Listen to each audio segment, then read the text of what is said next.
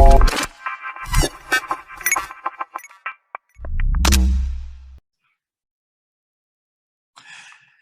and welcome back to Silicon Valley Impact on TALRadio. This is Roger Royse. I'm your host, where every week we bring you stories of people who are making a big social impact, especially here in Silicon Valley. Today's guest, this week's guest, is Jesse Martinez, who has a long list of accomplishments. He's been a delegate to the World Economic Forum in Davos. He's a co-author. He's a founder of Latinx Startup Alliance. Founding investment partner Resolve Ventures, venture partner at Vamos Ventures, and Hispanic Star Bay Area Hub Leader. So first of all, welcome, Jesse. I'm really glad and excited you could be here to talk with me today. Thanks, Roger. Thanks for having me. And it's such an honor and pleasure. And I was thinking about how far back we go, and it was probably like 2012, maybe 11. Yeah, it's been a long time. In fact, I was there. I remember when it was Latinx Startup Alliance was just an idea for you. So I saw you start it and build it into the organization it is today. It is. Yeah, it's been over 10 years, and now we're working on version 2.0 and really thinking about our next chapter. And what does the next 10 years mean for us? And so for the audience, right? So my name is Jesse Martinez. I'm the founder of Latinx Startup Alliance. It's our nonprofit focused on empowering Latino tech founders. It started as a meetup group in 2011. And the catalyst for it was really as a personal need for myself. So I was looking to do my second startup and in 2010, and those were the early days of community-based organizations providing services for their founders. So early days of Black founders, Jewish founders, and others. And so I'm like, hey, I'm Latino, I'm in tech, I'm a founder. Let me see what's available for us. Did some Google searches and nothing came up. And so I was like, well, how can that be? We're here in the global tech mecca of the world, Silicon Valley, and there's nothing for us. And so we started with 6 people in the Mission District in 2011. It's a meetup group. Fast forward, we've grown over to 1,000 members plus globally. Our mission is still the same. And we really focus on those early stage founders from pre-seed to Series A and being able to support them on their journey. That's great. Over 1,000 members globally. So you have chapters around the world, I take it? Not chapters. We did have chapters early on. The lesson learned from chapters being led by fellow founders is when the founders got busy, they disappeared. So now we're looking at hiring staff. So that's part of our, 2.0 next chapter. What do we want to do the next 10 years is being able to hire full-time staff to deliver on the work that we're doing. And as you may know, we've seen a number of more founders, Latinx founders, more Latinx-led funds, more Latinx investors in the ecosystem. So more capital from people that look like us, which has been, really awesome and amazing, and certainly warms my heart. Long time in the making, though, but we've taken those first steps and looking forward to participating and helping to grow that ecosystem. Yeah, so back in the early days, I remember that you used to do events, and you'd bring the community out and people. Just building the community. Can you talk a little bit more about the actual service that the group provides? Does it match founders with investors? Does it provide mentorship?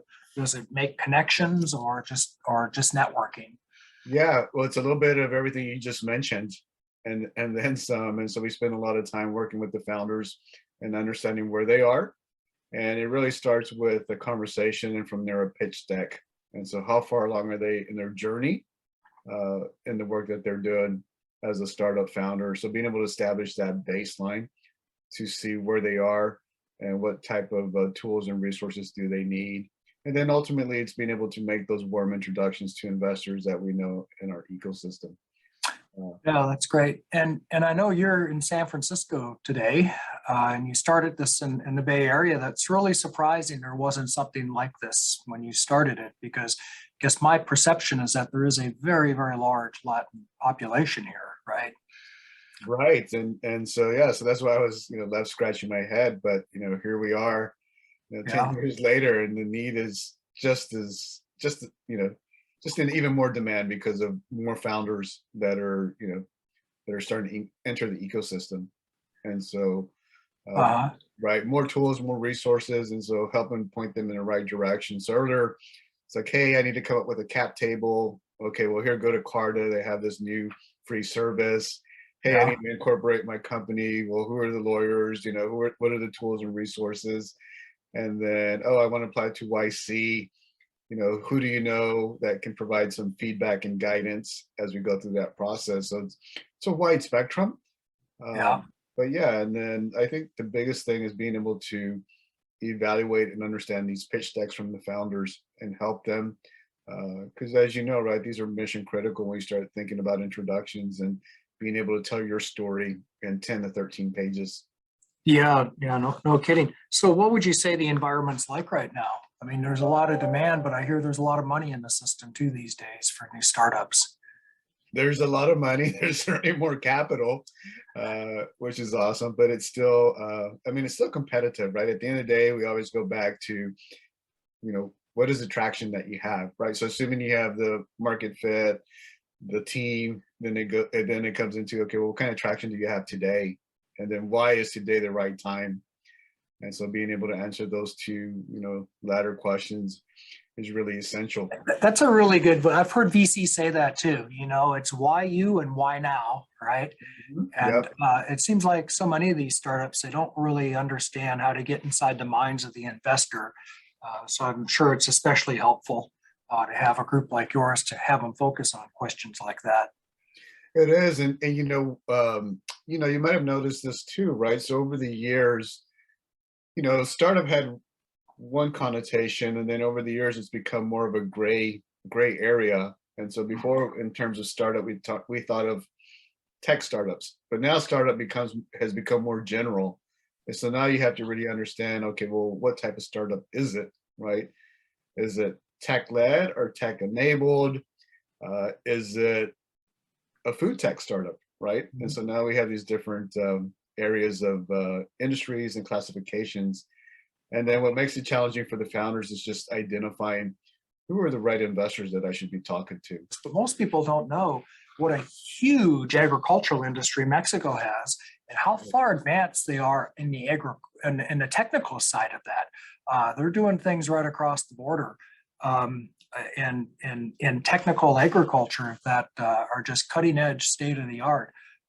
And so we're seeing people from that industry with tech backgrounds returning to agriculture. Am I right about that? Have you seen that too?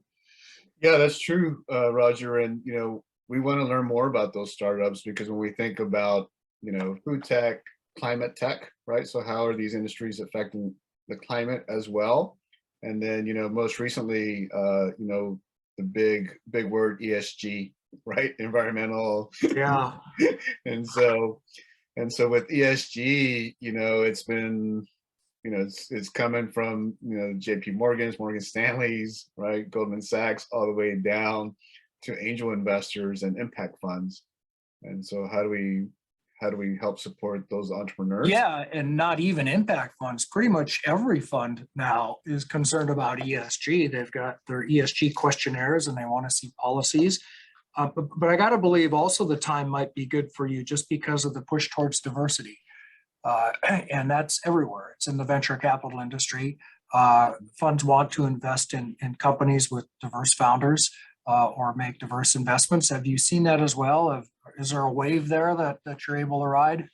We have, just from the Latinx perspective, we have about, 6, 7 Latina GPs.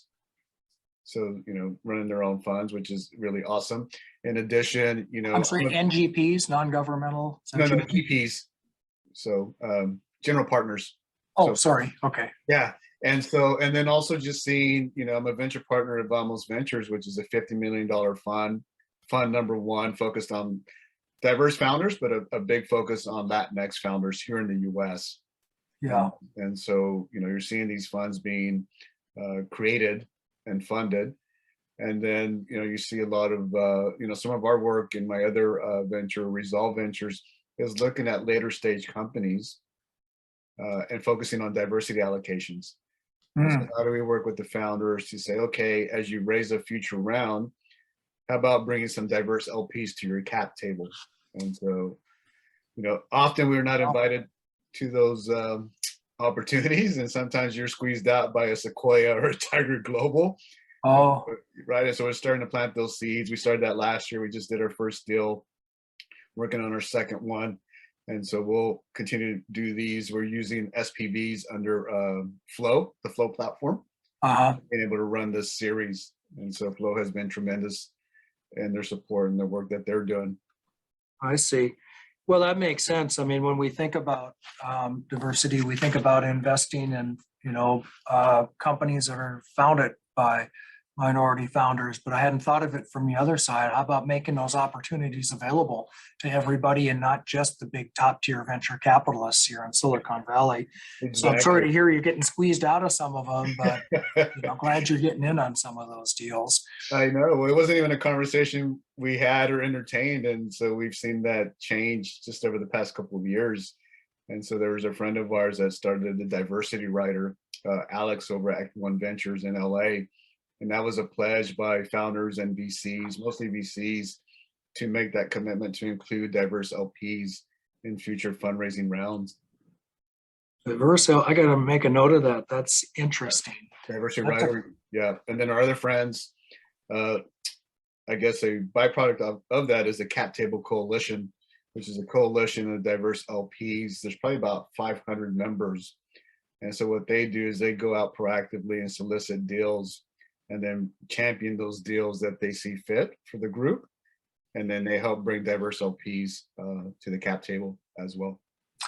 I see. Well, that's a new one. That's quite an initiative. That's probably the best way to accomplish equity, right? Just making free enterprise opportunities available. Mm-hmm. What else are you seeing that's really hot? You mentioned food and ag. Are you getting into some of the new and exciting things? NFTs, crypto, AI, AR. Yeah, well, I've been a big champion of AR, VR, and then most recently Web3. So being able to take a deep dive on Web3 and, going down that rabbit hole. So it's been fun. But, as you know, it moves so fast. I mean, it moves every day. And, the great thing is that the train is still there. The train is still at the station. So we're in the early stages, and so there's still lots of room for opportunity for founders and investors. And so for me, I'm super fascinated by DAOs. And so, being able to create an investment DAO to help invest in these Web3 companies. And that's probably my latest project that I'm dabbling in is, hey, let's bring together some Latinx GPs, create this investment DAO, and that investment DAO is going to focus on Web3 Latinx-led startups. That's really come along. Wyoming allows you to create an LLC that's a DAO. So you get the limited liability protections of governance, of corporate structure, but you also have the governance, code as law structure of a DAO. So I think we're going to see a lot more of those in the future. I think so. I mean, it's a new wave. And then, just being able to talk about DAOs and what that allows you as a member, right, to buy in to these organizations or investment opportunities. And then having these tokens that therefore allow you to vote on, what's priority, rules, regulations, etc. And it's so fascinating. I think the one that I've seen most, what's the word? I guess highly architected is the Orange DAO by YC. Yeah, but I understand you're making a big move out of state. Tell us about that. I am, Roger. So my hometown is Houston, born and raised. My mom's still there. And so in 2019, I made a commitment to spend more time with my mom. But in addition to that, I also had the honor and pleasure of meeting a delegation at the Salesforce Tower from Houston. And so the conversation was around, hey, Houston's is going to commit to tech.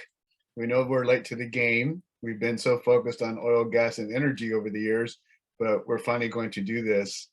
And so that led to, perhaps we should think about considering making Houston our new headquarters for Latinx Startup Alliance. So we've made that commitment to do so. We'll officially launch here in 2022.